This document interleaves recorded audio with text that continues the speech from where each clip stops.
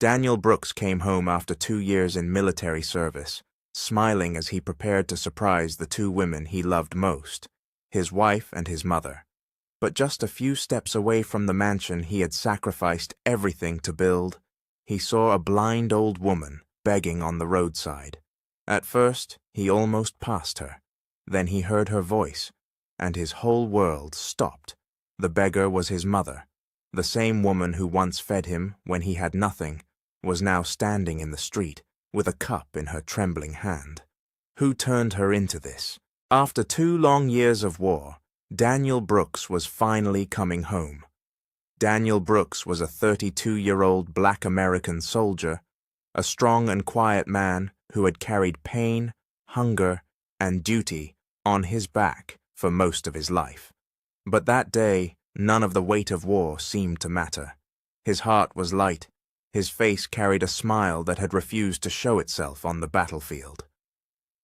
For the first time in a long time, he felt like a man coming back to life. His loyal dog, Titan, sat beside him in the car, panting softly with its head near Daniel's arm. Daniel reached over and rubbed the dog's neck. "We made it, boy," he said, with a tired laugh. "We made it home." His mind was full of Naomi and Evelyn.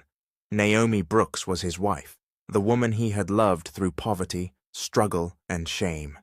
Evelyn Brooks was his widowed mother, the prayerful old woman who had given him everything she had, even when she had almost nothing. Daniel could already picture the moment. Naomi running into his arms, his mother crying and thanking God, the house full of laughter, the pain of the past finally over. As he turned into the neighborhood, his chest swelled with pride. Then he saw it, the mansion, large, bright, beautiful, standing tall like proof that his suffering had not been in vain. Daniel slowed the car and stared at it through the windshield. "So it's true," he whispered. "I did it." He smiled, but the smile did not last. Not far from the gate, near the roadside, an old woman stood with one hand stretched out, begging for coins. Her clothes were worn. A dark cloth was tied over her eyes. Her body looked thin and tired, as if life had pressed on her without mercy. Daniel frowned. Something about her made his heart shift. Titan let out a low sound and sat up straight. Daniel's hands tightened on the steering wheel. "Why does she look so familiar?" The woman spoke to a passerby in a weak, trembling voice. "Please, anything helps. God bless you." That voice. Daniel's breath caught. He parked so fast the car shook. Then he stepped out, his boots hitting the ground hard. Slowly, almost fearfully, he walked toward her. The closer he came, the colder his body felt. The shape of her face, the lines in her cheeks, the tremble in her hands. No, it could not be. "Mama," he said, his voice breaking. The old woman stiffened. Her hand shook in the air. "Daniel," she whispered. The world around him went silent. It was her, Evelyn Brooks, his mother, his own mother, the woman who had once fed him from her empty kitchen, the woman who had prayed him through every storm, the woman who had opened her door when he and Naomi had nowhere else to go. Now she was blind. Now she was begging in the street. Daniel rushed forward and caught her before she could stumble. "Mama! Mama, what is this?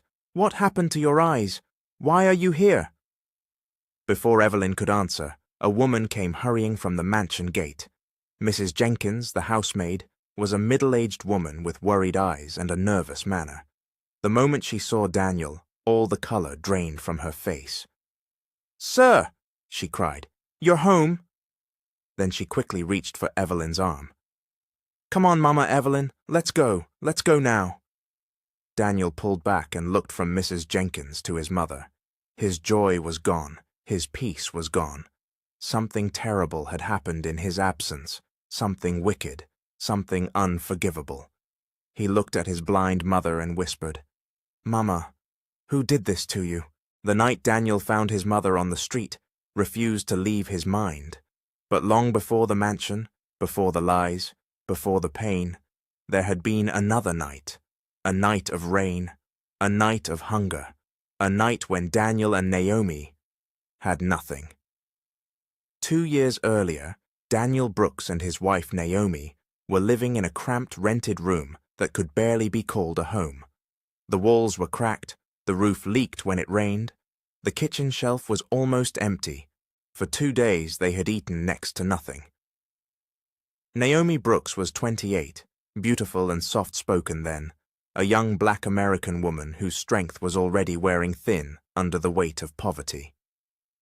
That evening, she sat on the edge of their bed, staring at the last empty plate in the room. "Daniel," she said quietly, "there's not even flour left." Daniel stood near the window, his jaw tight. "I know. And the landlord came again this morning." "I know." Naomi's voice cracked. "You keep saying you know, but what are we going to do?" Before Daniel could answer, a loud banging hit the door. "Open up!"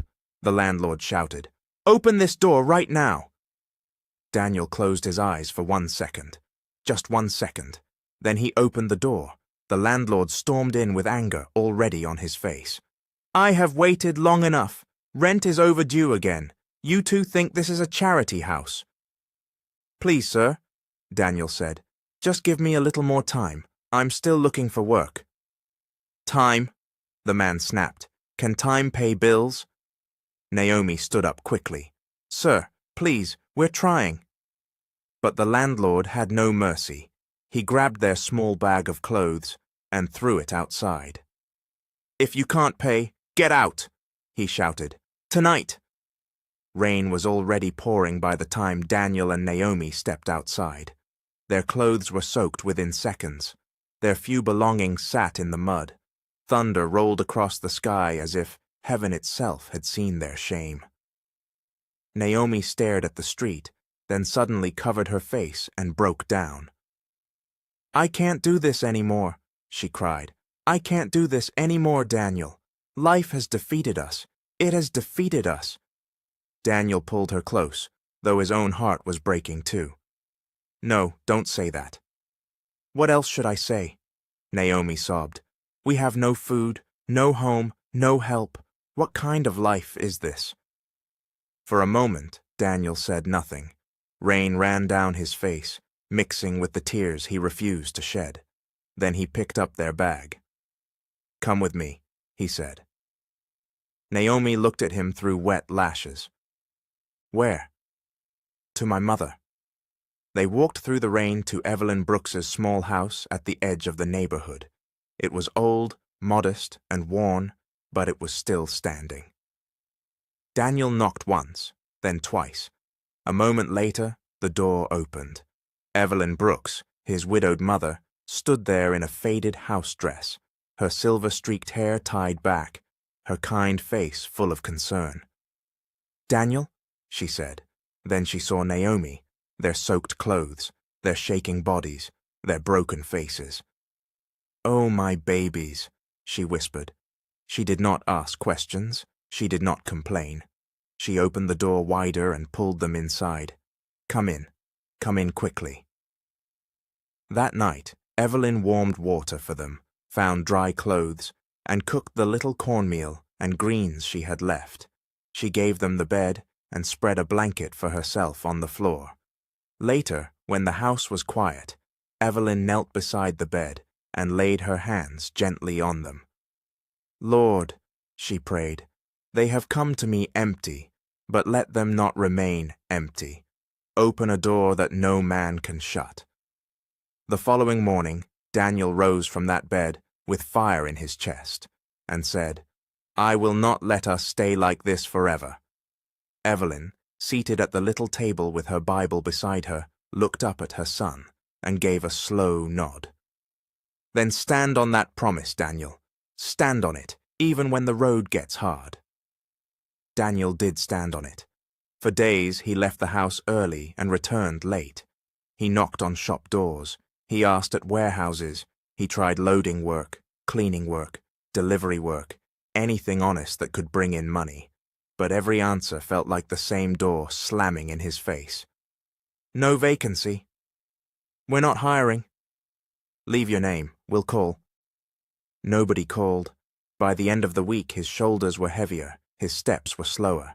Still, he said little. He did not want Naomi to see how much fear was creeping into his heart, but Naomi already felt it.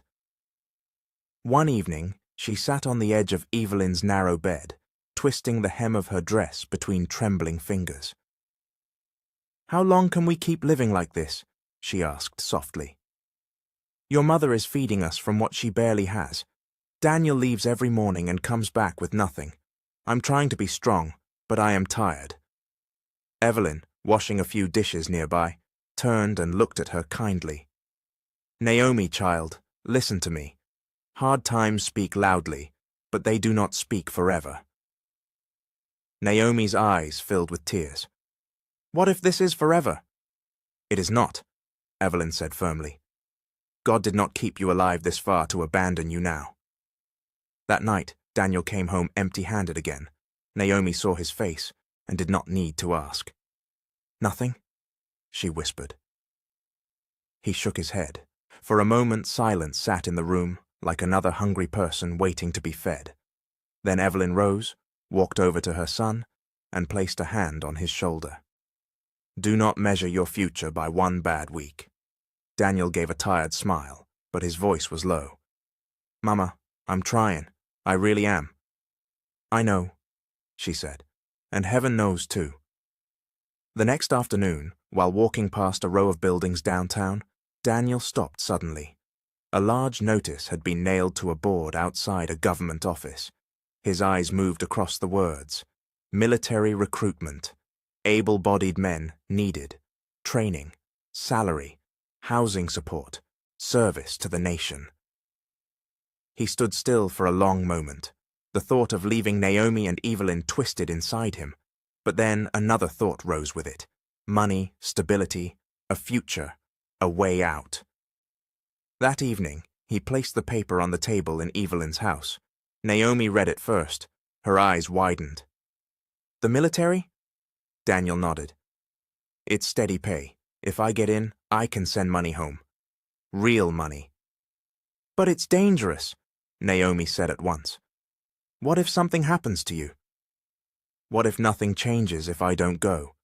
Daniel asked quietly. The room fell silent. Later that night, Daniel knelt alone and prayed. He asked for wisdom. He asked for courage.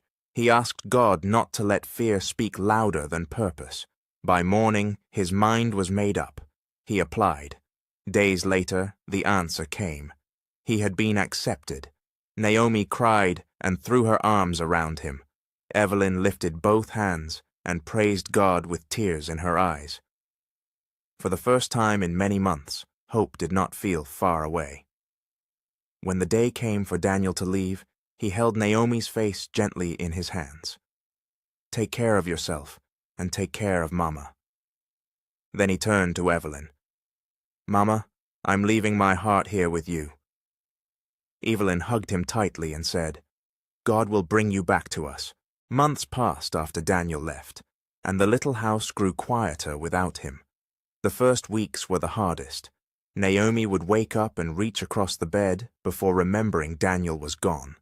Then she would turn her face to the wall and cry silently so Evelyn would not hear. But Evelyn heard anyway. A mother heard many things. She would rise early, kneel by her chair, and pray for her son before the sun came up. "Lord, keep Daniel safe," she would whisper. "Wherever he is, let your hand remain on him." Daniel Brooks, far away in military training and later in active service, lived a life that was nothing like home. The days were long. The commands were sharp. The ground was hard. The fear was real. But he endured it all with one picture in his heart: Naomi smiling again, and Evelyn never having to struggle for food or rent. He wrote when he could. He called whenever he was allowed. And each time he received his pay, he sent money home faithfully. One afternoon, Naomi rushed into Evelyn's room, holding her phone with shaking hands. "Mama Evelyn," she cried, "the money has come." Evelyn looked up from her Bible and smiled. Praise God. Naomi sat beside her and stared at the screen as if the number might disappear. It's more than I thought. Daniel really did it. Evelyn took Naomi's hand. Your husband is sacrificing his comfort so this family can rise. Never forget what it costs him. At first, Naomi did not forget. She used the money carefully. She bought groceries, she paid old debts, she fixed small things around the house. Then more money came, and more. Little by little, their lives began to change. Naomi moved with care, always updating Daniel on every step. One evening during a phone call, Daniel's tired voice came through the line. How are you both? Naomi smiled. We're good, better than before. I paid the bills, I bought food, and I started asking about land. Land? Daniel repeated. Yes, Naomi said, her voice glowing. You said you wanted us to stop renting forever. I'm trying to make that happen. Daniel laughed softly, pride filling his chest. That's my girl. Evelyn leaned closer to the phone. Son, we are all right. Do your duty and let God keep carrying you. Over time, the dream became bigger. The land was bought, builders came, walls rose, windows were fitted, floors were polished. What had once sounded impossible slowly became real. Naomi stood in the middle of the construction site some days and covered her mouth in disbelief. All this, she whispered, all this from our suffering. When Daniel saw pictures, he showed them proudly to the other soldiers. That's my home, he said. My wife is building it while I'm out here, and my mother is there too. Those two women are everything to me. One of the men laughed and slapped his shoulder. You talk about them every day. Daniel grinned, because I have a good wife and a praying mother. A man is rich when he has that. And for a while, it was true. When the mansion was finally ready, Naomi and Evelyn moved in together. Evelyn remained the same humble, prayerful widow she had always been. She thanked God over every room. She touched the walls and said, This house was built by sacrifice. Let peace live here. Naomi thanked God too. She did. But something was beginning to stir inside her. The large rooms impressed her. The polished mirrors pleased her. The attention from neighbors made her stand a little taller. For the first time in her life, people looked at her with admiration instead of pity. Daniel kept calling. Is everything fine at home? Naomi always answered quickly. Everything is fine. The house is beautiful. Mama is well. We're waiting for you. Daniel would close his eyes and smile every time he heard it. But one evening, after a long walk through the mansion, Naomi stopped in front of a tall mirror.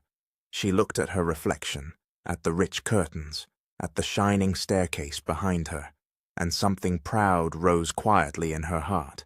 She touched her own face and said under her breath, I am no longer that poor girl.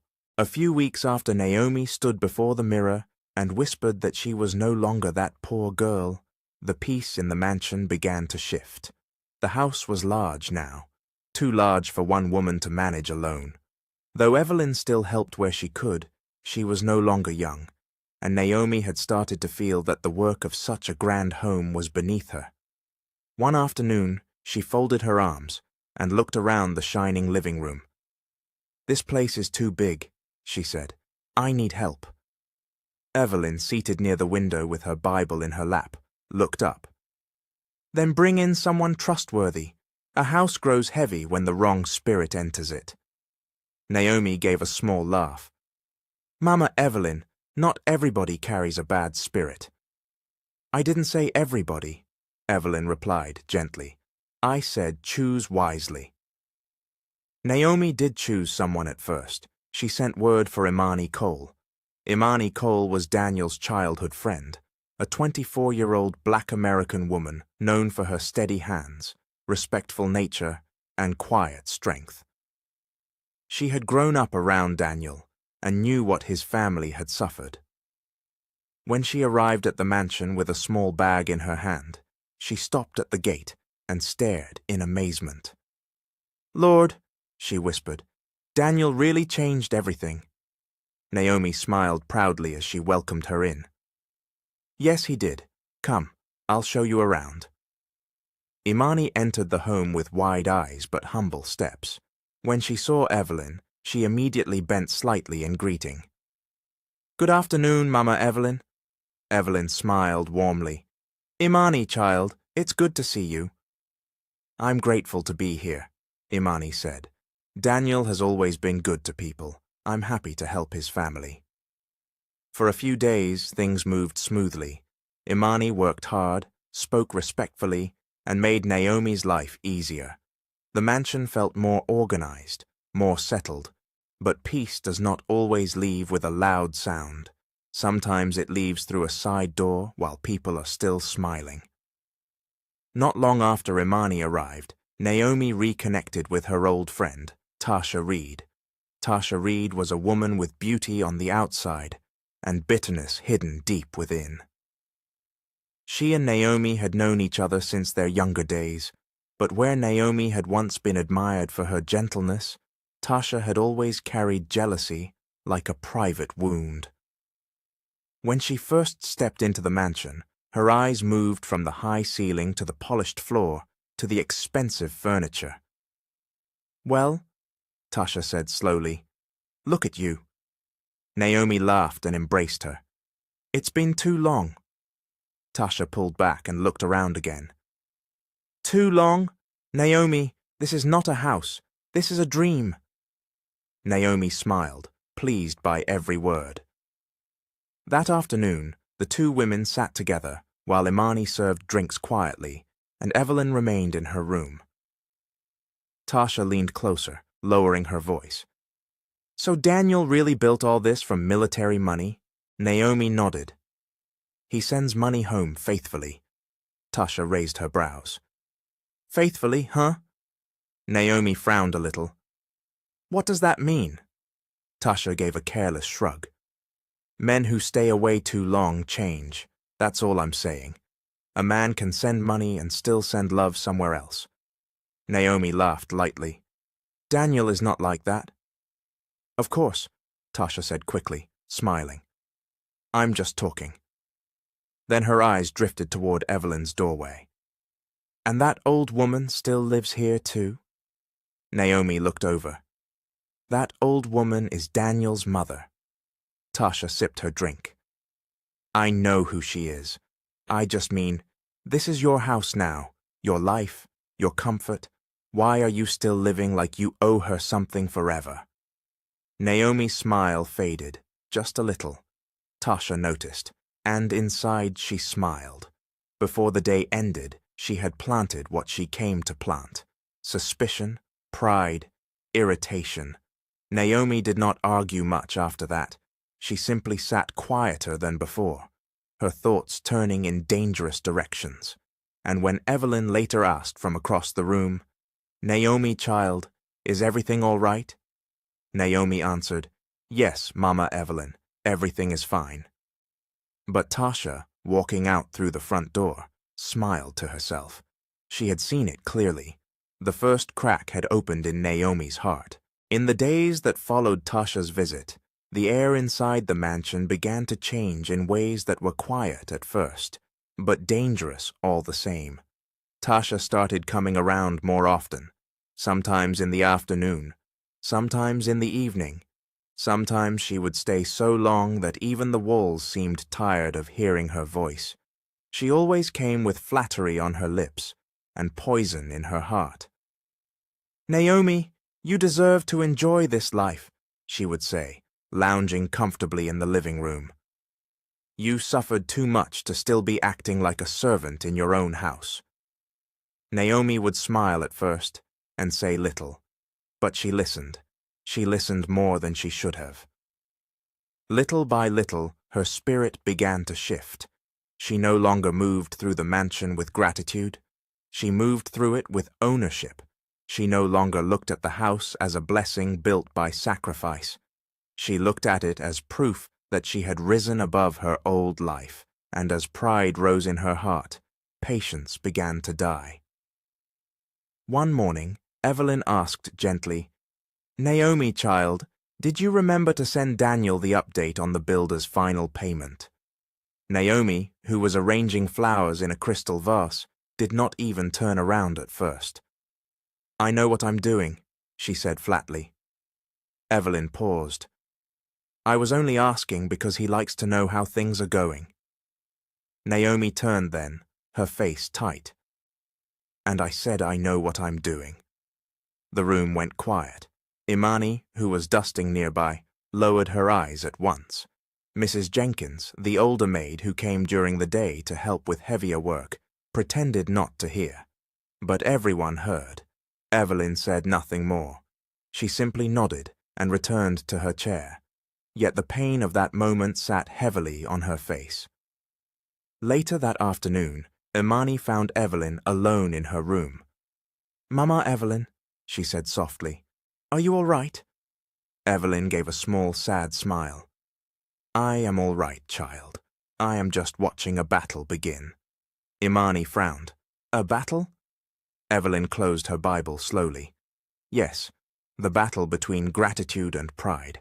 And pride is speaking very loudly in this house. That evening, Tasha came again. She found Naomi in the large bedroom upstairs, trying on a new dress Daniel had paid for. Tasha clapped her hands and laughed. Look at you, Naomi, you don't even look like the same woman anymore. Naomi smiled at her reflection. A lot has changed. Tasha stepped closer and lowered her voice. Exactly. So why do you still let that old woman speak to you like you're a girl under her roof? Naomi's expression shifted. She doesn't mean harm. That's just how she is. That's how she is because you allow it, Tasha said. This is your mansion, your life, your husband's money. Yet every time she opens her mouth, it's like she still thinks she's the head of the house.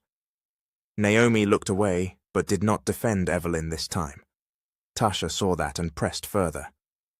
You need to set boundaries. Stop letting an old poor woman carry herself like she owns the place. Respect is one thing. But this? She scoffed. This is too much. That night, during dinner, Evelyn bowed her head and said, Let us thank God for his provision.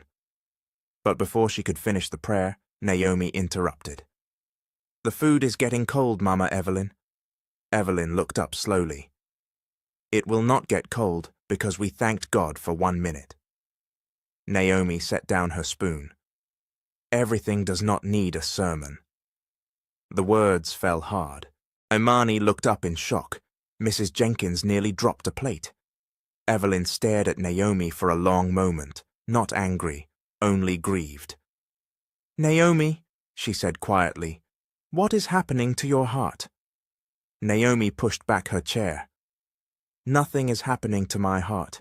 I'm just tired of being treated like I'm still some helpless girl you took in from the rain. The room froze. The moment the words left her mouth, even Naomi seemed to hear how ugly they sounded, but pride would not let her take them back.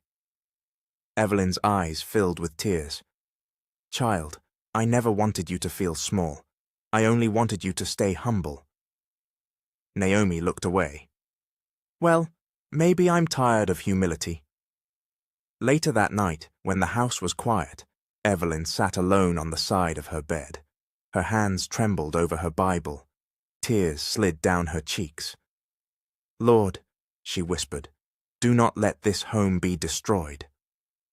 And down the hall, Naomi sat in her beautiful room, staring at the dark window, while Tasha's words echoed in her mind louder than prayer. The following week, the prayer Evelyn whispered in the quiet of her room seemed to hang over the mansion like a warning. But Naomi did not listen to warnings anymore. Something had hardened inside her. The gratitude that once softened her voice was fading fast. In its place stood pride, offense, and the dangerous need to prove that she was now the woman in control. It began with small changes. Naomi stopped asking Evelyn to sit with her in the evenings. She stopped bringing her into decisions about the house. She stopped speaking to her with warmth. Then, little by little, she began stripping away the quiet honor Evelyn once carried in that home. One morning, Naomi stood in the upstairs hallway with her arms folded. "Mama Evelyn," she called. Evelyn came slowly from her room. "Yes, child?" Naomi pointed down the hall. "I want this room cleared out. I need it for storage. You can move to the small room behind the kitchen." For a moment, Evelyn just looked at her. The room behind the kitchen was cramped. It had no proper window and barely enough space for a bed and chair. "Naomi," Evelyn said gently, "I have been in this room since we moved here." Naomi's face stayed hard. "And now I need it for something else." Imani, who had just come up the stairs with folded laundry, stopped in her tracks. "Mama Evelyn can stay in my—" she began. Naomi cut her off sharply. "I was not speaking to you, Imani." Imani lowered her eyes at once. "Yes, ma'am." Evelyn looked at Naomi again, long and quietly. Then she nodded. "All right." That was how it happened. No respect, no apology, no shame. By afternoon, Evelyn's few things had been moved to the small room behind the kitchen. And from there, the humiliation only grew. Naomi began giving her chores. At first, it was said casually, "Mama Evelyn, can you sweep the dining room?" Then, "Wash those plates." Then, "Help Mrs. Jenkins with the laundry." Soon it was no longer help. It was labor. Evelyn, a widowed woman who had once opened her tiny home to Daniel and Naomi, when they had nowhere to go, was now being ordered around inside the mansion built with her son's sacrifice. Mrs. Jenkins, the middle-aged maid with a cautious spirit and a kind heart, watched it with growing discomfort. One afternoon, while folding towels with Evelyn, she whispered, "Mama Evelyn, this is not right." Evelyn gave a weak smile. "I know, child." "Then why don't you say something?" Evelyn's hands paused over the towel. "Because sometimes speaking to a closed heart only makes it harder." Tasha, of course, loved every bit of it. She would sit in the living room with her legs crossed, watching Evelyn move slowly with a broom, and laugh without shame. "Well," she said one afternoon, "look at this. The Queen Mother is finally working." Naomi smirked from the couch. "Maybe work will humble her." Imani, dusting nearby, clenched her jaw. Tasha noticed. "What's wrong with you?" she asked. "You look like you swallowed pepper." Imani answered carefully. "Nothing, ma'am." But there was something. There was a lot. Imani had grown up knowing Daniel. She knew the kind of man he was. She knew how deeply he loved his mother. And every day she watched Naomi wound the one woman who had once held this whole family together. So she began helping Evelyn quietly. When Naomi was not looking, Imani would take the heavier bucket from her hands.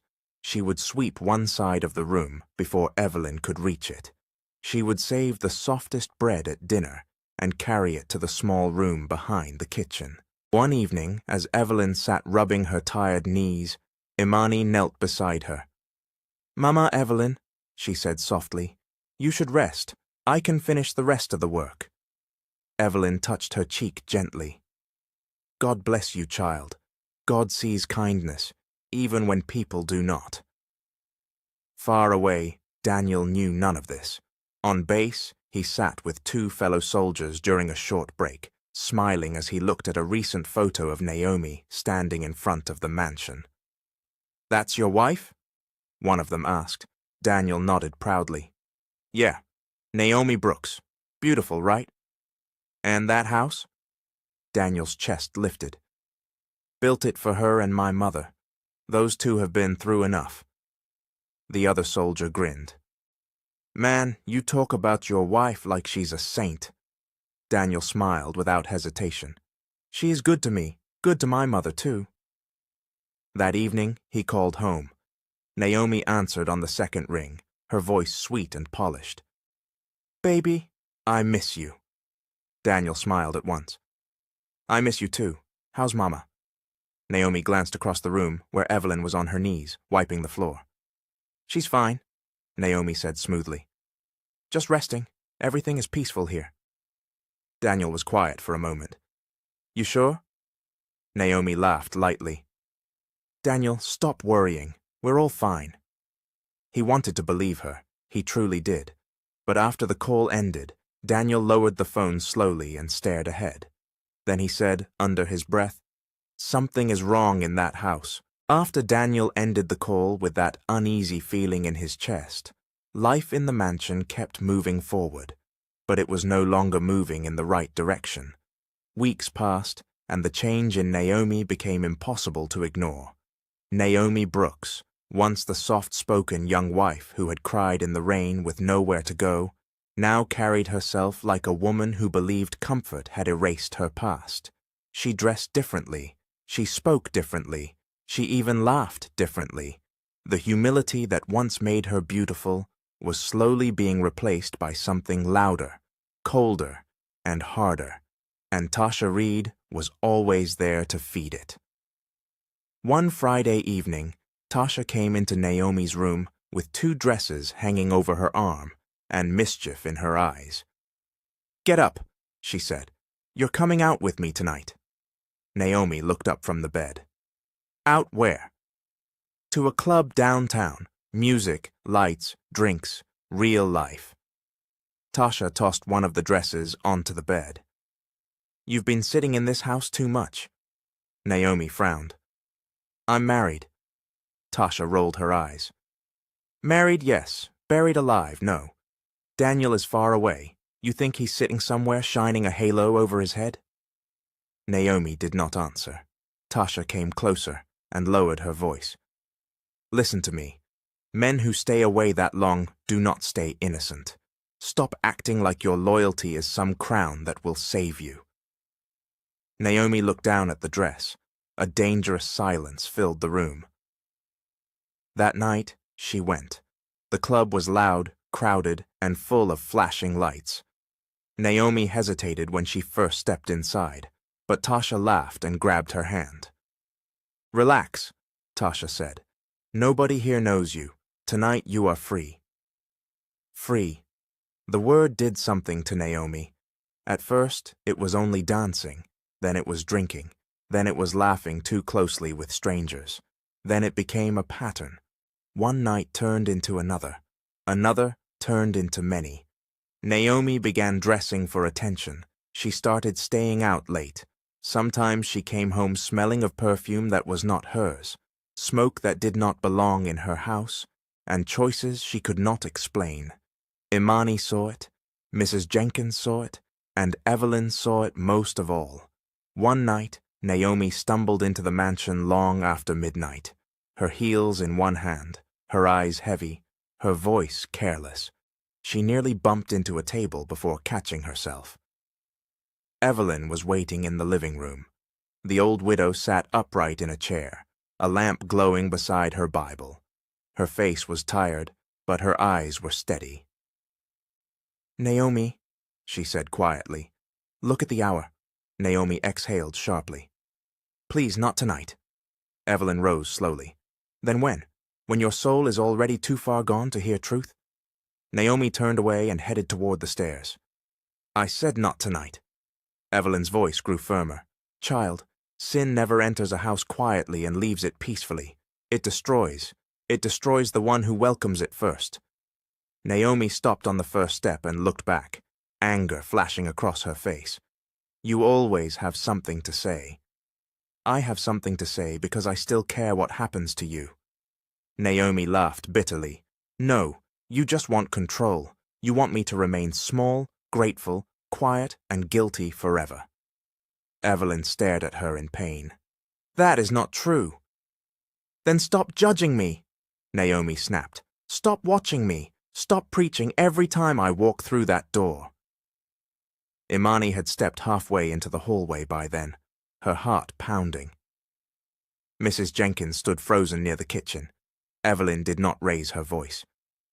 I am warning you because I know what ruin looks like. Naomi's eyes hardened.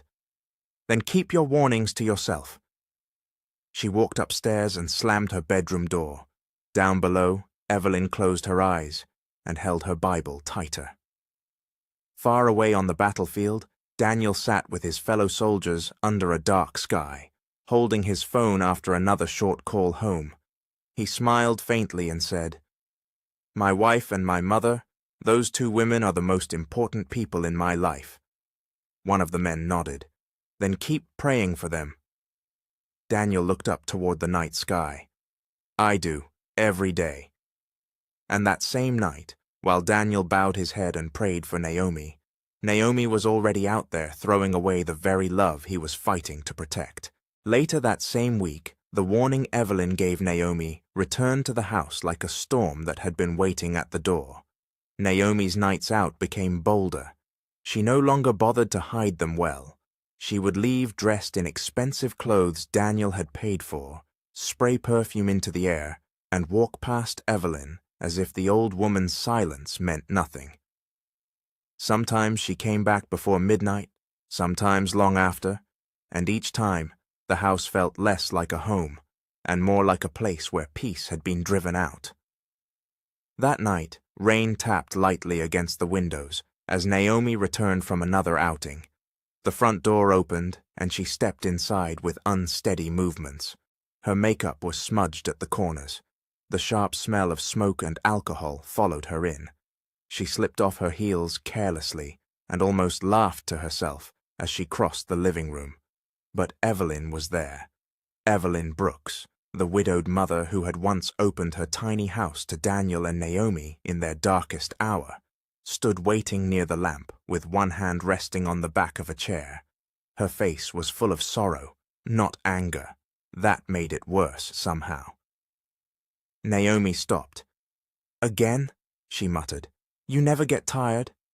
Evelyn's voice was quiet, but it carried weight. "Naomi, child, I have kept silent too long." Naomi rolled her eyes and tried to walk past her. "Then keep silent a little longer." Evelyn stepped in front of her. "Listen to me." Something in the old woman's tone made Naomi pause. Evelyn looked at her fully. "Do you remember that rainy night?" Naomi's jaw tightened. "I'm not doing this." "I am," Evelyn said, "because I remember it clearly. You stood at my door, soaked, hungry and broken. You had nowhere to sleep, nowhere to go. You were shaking in the cold." Naomi looked away. "I brought you inside," Evelyn continued. "I fed you from the little I had. I gave you dry clothes. I prayed over you when you thought life was finished. You were not too proud then." "Stop," Naomi said, but Evelyn did not stop.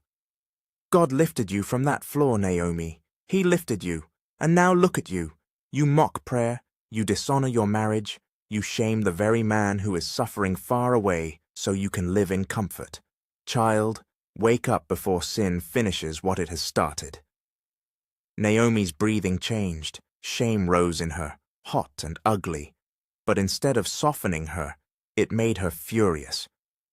"You think you can talk to me like that because you helped me once?" she snapped.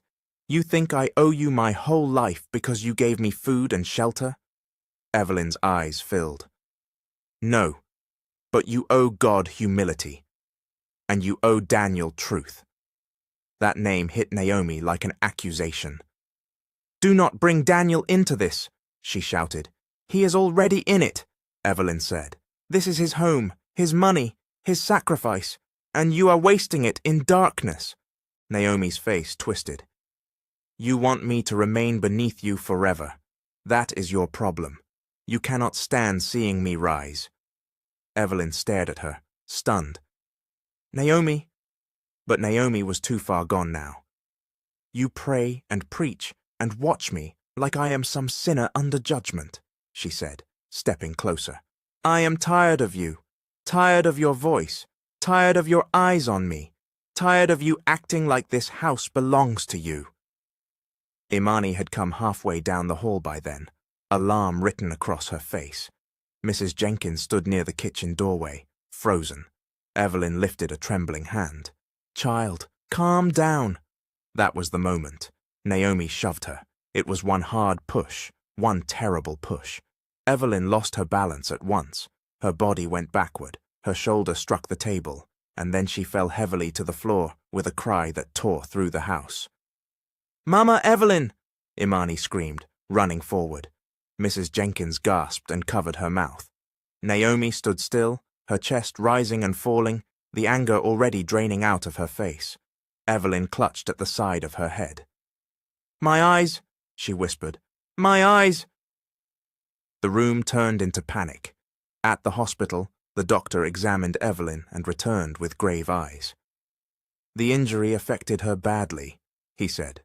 "Her blindness may be temporary, but she needs surgery as soon as possible. If we act quickly, there is a strong chance her sight can be restored." Naomi said nothing. The doctor named the cost. Still, Naomi said nothing. And in that long silence, even Imani understood something terrible. Daniel had sent more than enough money, but Naomi was already deciding not to save the woman who once saved her. The morning after the doctor gave his report, the weight of what had happened settled over the mansion like smoke after a fire. Evelyn returned from the hospital, weak, bandaged, and unable to see. The once steady widow who had carried others through hardship now had to feel her way along the walls of a house that no longer felt like home.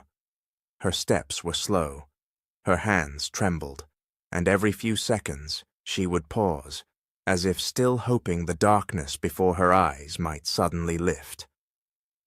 Imani helped her into the small room behind the kitchen and eased her down onto the bed. "Mama Evelyn," she said softly, "rest for now. Don't worry about anything else." Evelyn turned her face toward the sound of her voice. "Thank you, child." In the hallway, Naomi stood stiffly, arms crossed, trying not to look moved by the sight, but there was uneasiness in her face now. Not mercy, not remorse, just uneasiness.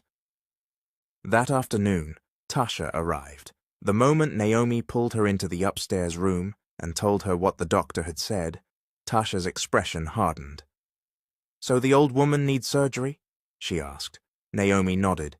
"They said if it's done quickly, she may see again." "And how much is it?" Naomi named the amount. Tasha let out a sharp laugh. "For her?" Naomi hesitated. "Daniel sent enough money. I could pay it." Tasha stepped closer at once. "And waste that kind of money on an old woman who has done nothing but make you feel guilty in your own house?" Naomi looked down. "She's Daniel's mother." Tasha's tone turned colder. "Then let Daniel come back and pay for it himself. You are not about to spend all that money because one fall made her blind for a while." Naomi swallowed. Tasha saw the conflict and pressed harder. "Listen to me. God is exposing her too. Maybe this is punishment. Maybe this is what comes from always acting righteous and controlling. Don't let her sickness become your burden." Those words were evil, deeply evil, but Naomi did not reject them. She let them sit inside her, and that was enough. The surgery was not paid for. The days passed. Evelyn remained blind. Soon after, Daniel called. Naomi answered with a practiced sweetness in her voice. "Baby, I was just thinking about you." Daniel smiled faintly on the other end. "How are things at home?" "Fine," Naomi said quickly. "Everything is fine." "And Mama?" Naomi glanced toward the hallway. "She's okay, just resting more these days." Daniel was quiet for a moment. "Can I speak to her?" Naomi's throat tightened. She's not around right now." That same evening, while Naomi was upstairs, Evelyn asked Imani to help her find the phone. "I need to call my son," she whispered. "I need to hear his voice." Imani looked toward the doorway nervously. "Mama Evelyn, please." Imani placed the phone carefully in her hand and guided her fingers. Evelyn had barely managed to press the number when Naomi stormed into the room. "What are you doing?" she shouted. Evelyn startled. "I want to call Daniel." Naomi snatched the phone from her blind hands. "You want to tell lies about me?" Naomi snapped. "No," Evelyn said, tears filling her sightless eyes. I want to tell my son the truth." In one violent motion, Naomi threw the phone to the floor. It smashed against the tiles. Imani gasped. Mrs. Jenkins, standing in the doorway with folded towels, froze in horror. Evelyn flinched at the sound, then her shoulders sank. After that day, Naomi's cruelty worsened. Even blind, Evelyn was still told to work. She was made to sort laundry by touch, wipe tables she could no longer see clearly, and sweep slowly while bumping into chairs and walls. When she moved too slowly, Naomi scolded her. Imani and Mrs. Jenkins became her secret support. They guided her when they could. They slipped food to her when Naomi withheld kindness. They whispered comfort over a woman who had given so much and was now receiving so little. Then came the worst of it. One morning, Naomi stood at the back door and placed a cup in Evelyn's hand. "If you want extra food," she said coldly, "go outside and get it." Evelyn's lips parted in disbelief. "Naomi, you heard me." Mrs. Jenkins stepped forward at once. "Ma'am, please." Naomi silenced her with one look, and so it began. Blind and humiliated, Evelyn was forced out into the street to beg before she could eat, while Mrs. Jenkins quietly followed behind whenever she could, trying to keep her from danger. Far away, Daniel kept calling, and Naomi kept lying, but in the present, the lies were finally breaking. Because when Daniel saw his blind mother begging by the roadside, he did not take her back to the mansion. He took her somewhere safe. He placed her in a quiet house, called in the best doctors he could find, and listened as Mrs. Jenkins and Imani finally told him everything. And as Daniel stood outside the mansion afterward, ready to walk through those gates, grief hardened inside him into something colder, something controlled, something dangerous. That same evening, after hearing the full truth from Imani and Mrs. Jenkins, Daniel did something neither woman expected. He became quiet. Too quiet. He did not shout. He did not break anything. He did not storm into the mansion in blind rage. The pain in him was too deep for noise. It sat in his chest like stone. Imani, standing near the doorway of the small house, where Evelyn was now resting safely, watched him with worried eyes. "Daniel," she said softly, "say something." Daniel looked through the window into the room where his mother lay sleeping. Her face was calm for the first time in a long while. Fresh bandages covered her eyes. One of the doctors had already assured him that treatment had started, and that there was still hope. At last, Daniel spoke. "She begged in the street," he said, his voice low and unsteady. "My mother begged in the street while I was out there telling men I had a good wife at home." Mrs. Jenkins lowered her head. "I'm sorry, sir." Daniel turned to her.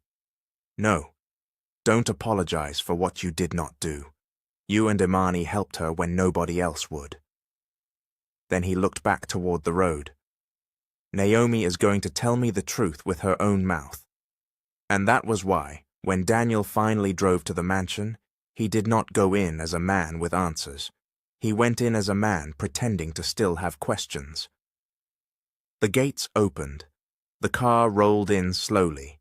The moment Naomi saw it from the front window, she gasped and dropped the glass in her hand. It shattered across the floor, but she did not care. Excitement rushed over her face as she ran toward the door. "Daniel!" she cried. She flung the door open before he could knock and threw herself into his arms. Naomi Brooks, once the hungry wife who had clung to him in the rain, now clung to him again with tears that looked real enough to fool anyone who did not know better.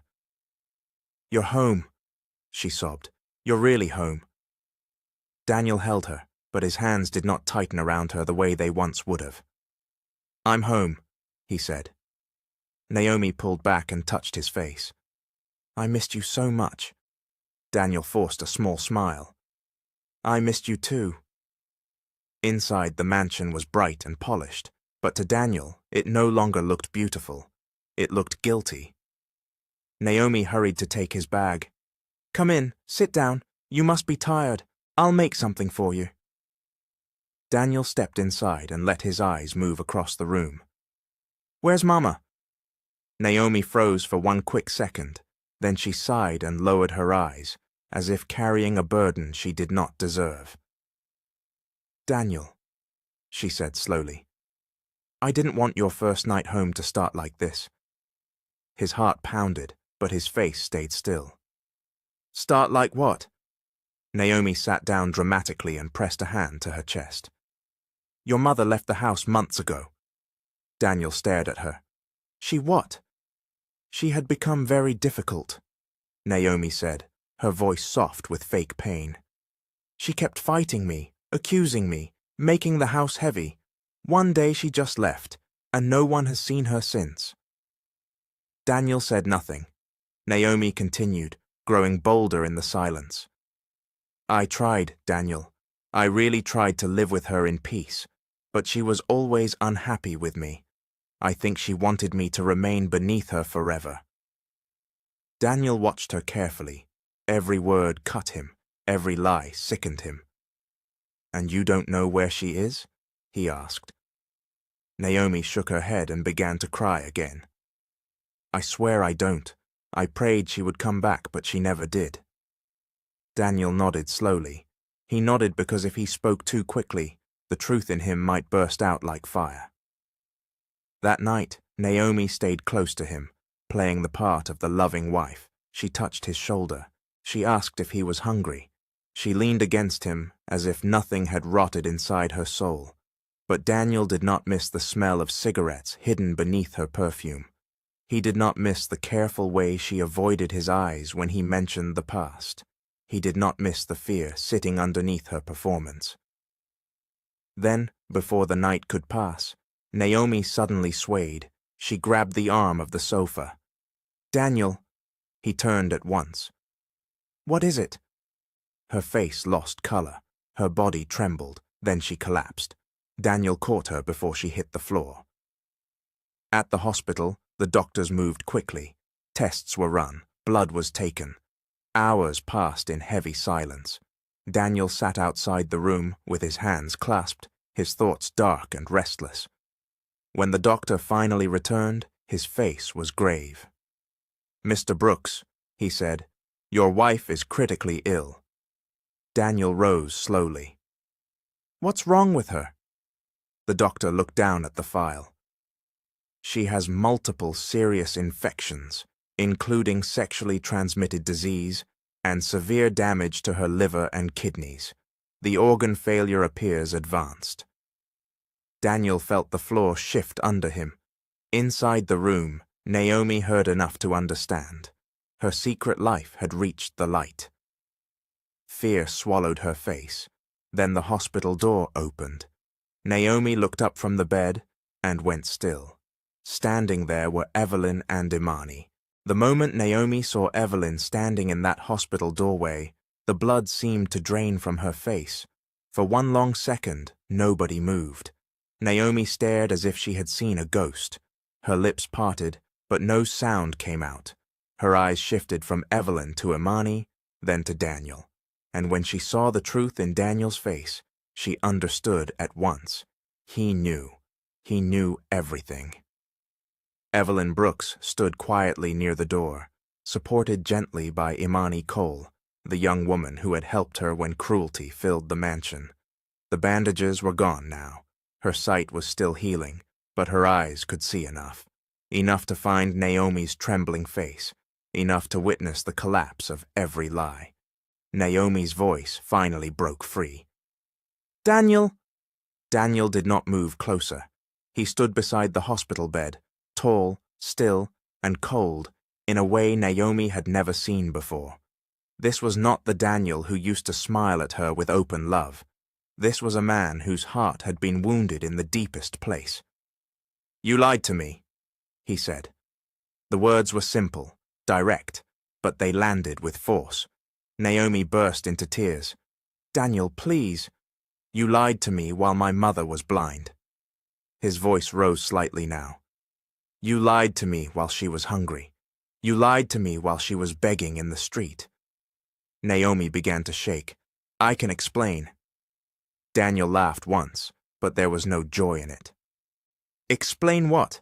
Explain how the woman who opened her door to us ended up outside with a cup in her hand. Explain how my own mother lost her sight and you left her like that. Explain how you stood in that house and told me she left on her own. Naomi cried harder and reached weakly toward him. I was confused. I was under pressure. Tasha kept talking to me. She poisoned my mind. Tasha did not push my mother, Daniel said sharply. The room fell silent.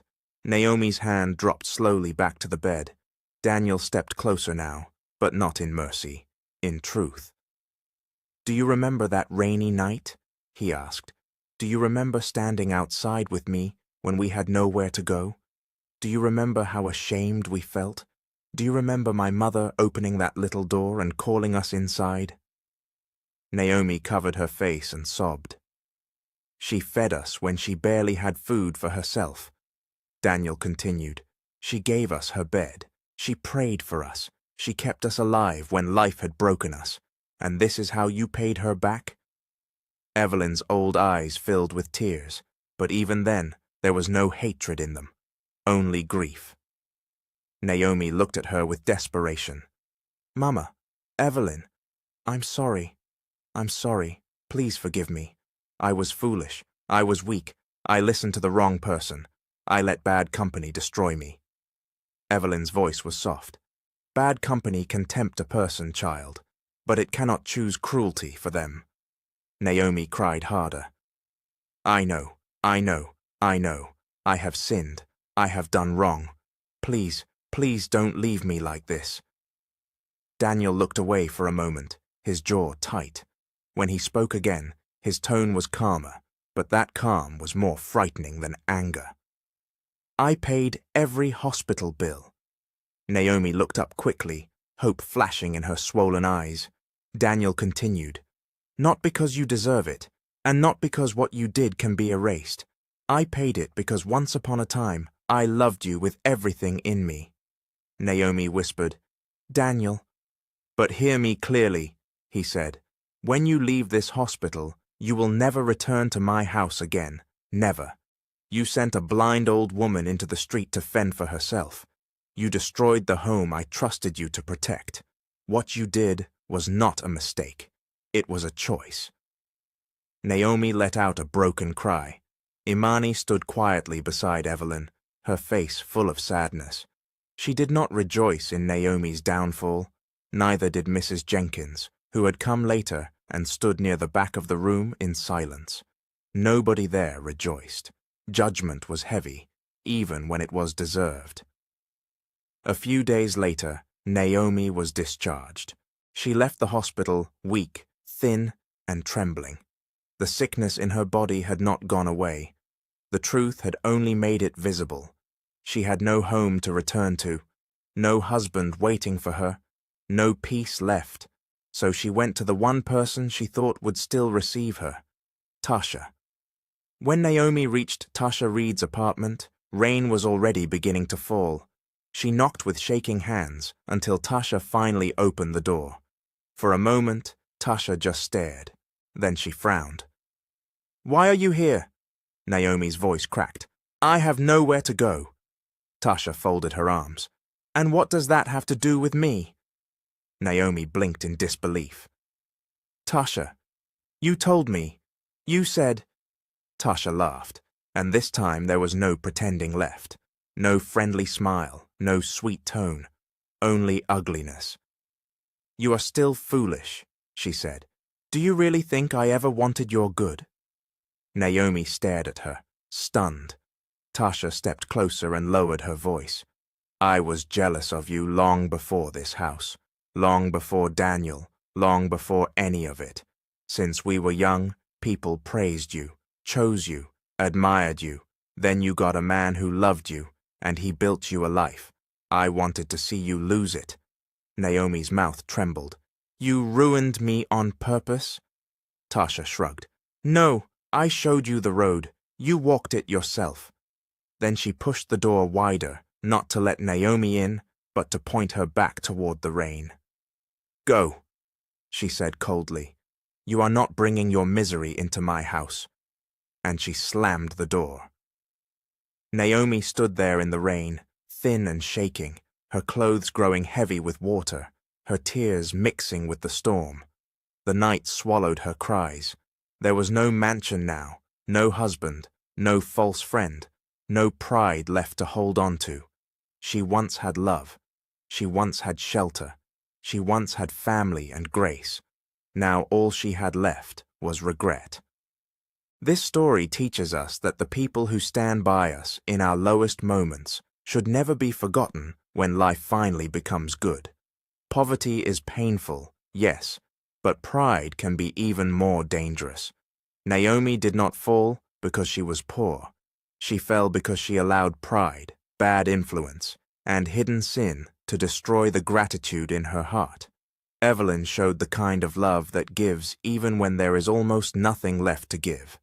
Daniel showed sacrifice, loyalty, and trust. But trust must be honored, not abused. This story also reminds us that not every smiling friend wants the best for us. Some people come close not to bless us, but to poison our peace.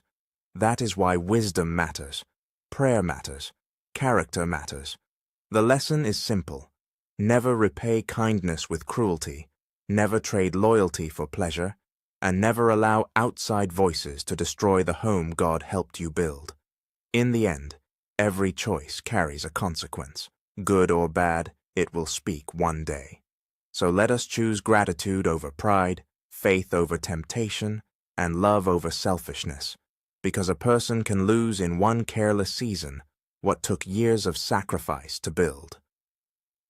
As a creator, I believe this story is deeply painful because it feels real. Not just dramatic, but real. Many homes are not destroyed in one day.